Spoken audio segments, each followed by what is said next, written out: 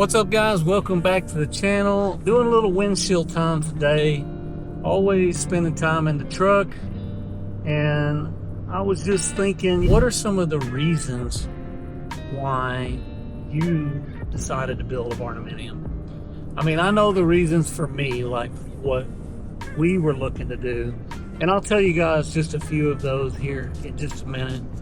But just seriously, like, what is it that you think that's drawing people in? A few things that I think are drawing people in have to do with the durability, the fact that you can build a pretty strong structure, engineered structure, very simple in nature, straightforward, with the free span, and the versatility that gives you all underneath the space.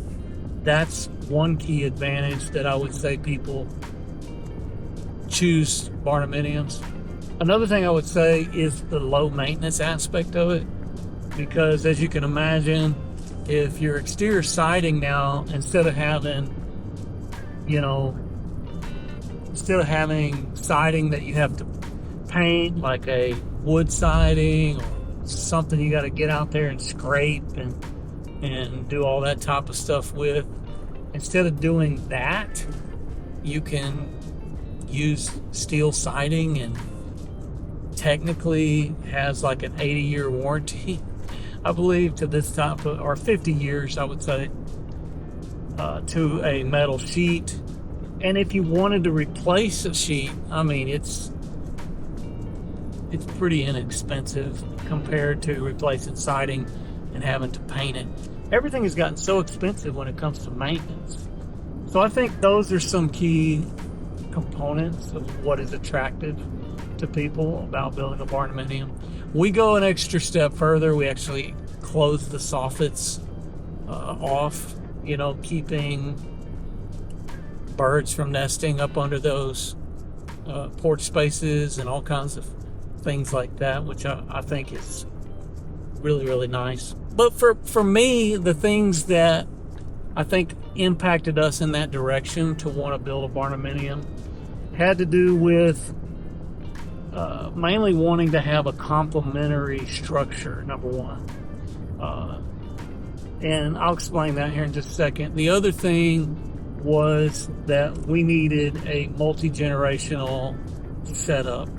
What do I mean by that? Basically, I already had a property, like a conventional home on a 10-acre tract, okay? And I didn't want to build another conventional home right next door. So when we were trying to make decisions about how we were going to add another living quarters for, my wife's family, my in-laws, the Barndominium became a real attractive choice for us. So this became a complementary structure that wasn't competing with an already, say, brick home. So for me, this was a versatile option. I have family that already had built a Barndominium, and we were familiar with it. Barndominiums have been built for as long as I can remember. At least the last 30 years I've remembered people building Barndominiums, and I know that it's been probably earlier than that, because if I'm seeing it, it probably was happening a long time before then. But in our area, I mean, I went through a couple of different Barndominiums early on as a young man, and I thought, oh, this is really cool. This is a great concept, an easy concept when it comes to what you can do. So I thought, well, this is going to be a really cool option for us maybe to do later in life. And early on, Brandy and I were going to build a Barndominium. We had like a little 4 acres. We initially were going to do that on a different property when we first got married, but we ended up moving on down the road. But here we were later. We had this 10 acres. We had a conventional home. We got a great deal on it, and the in-laws were going to come build on our property. So this was the plan.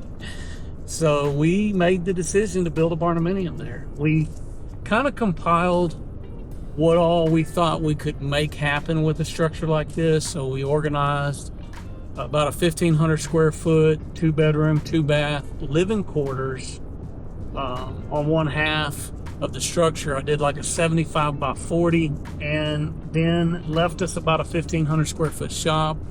Then we added some additional use office space up above all of that. And we ended up doing some strategic things. We split the meter for them so they could have their own individual bill and stuff, you know, things like that. There was some versatility we were able to do with the whole structure. And so those are some of the reasons why we chose to build a barndominium.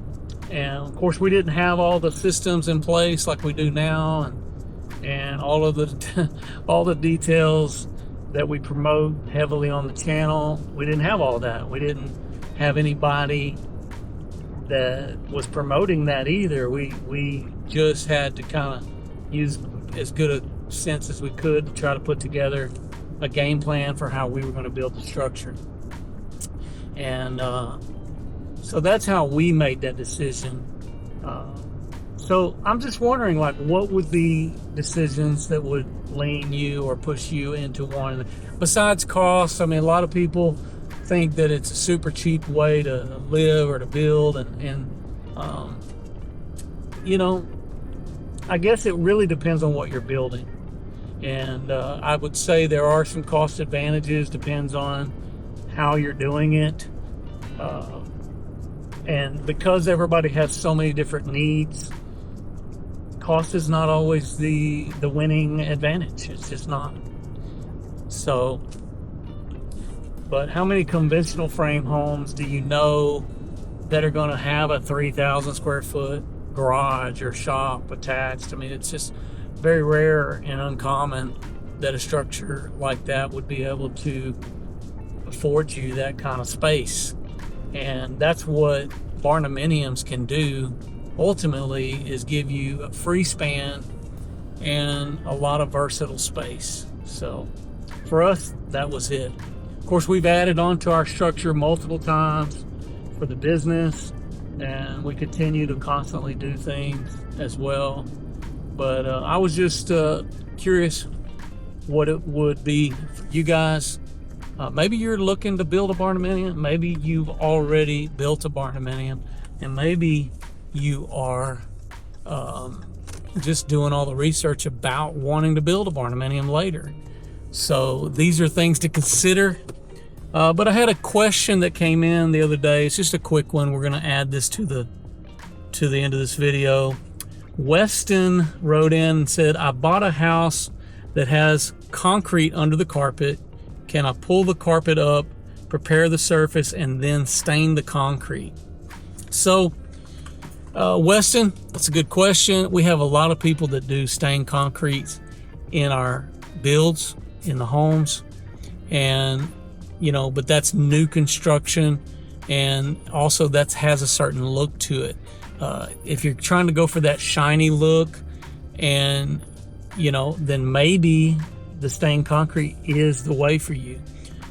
There is some maintenance involved. It's not like it's the end all no maintenance option, because you got to maintain the floors to keep them shiny, all that kind of stuff. You will have to add more wax, and there is work that you have to do with stained concrete.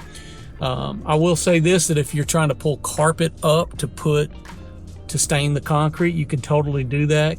If you want to just go for a rustic approach, that'd be fine, but you might want to prep at least in the corners, because you're going to have maybe the tack strips are going to leave little chips in the concrete, so that's something to consider.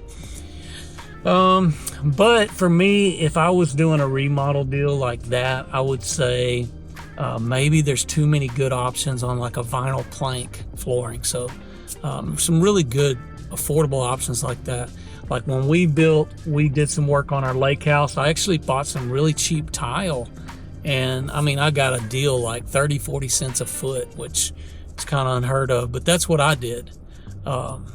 in that scenario, just to have a rugged flooring option.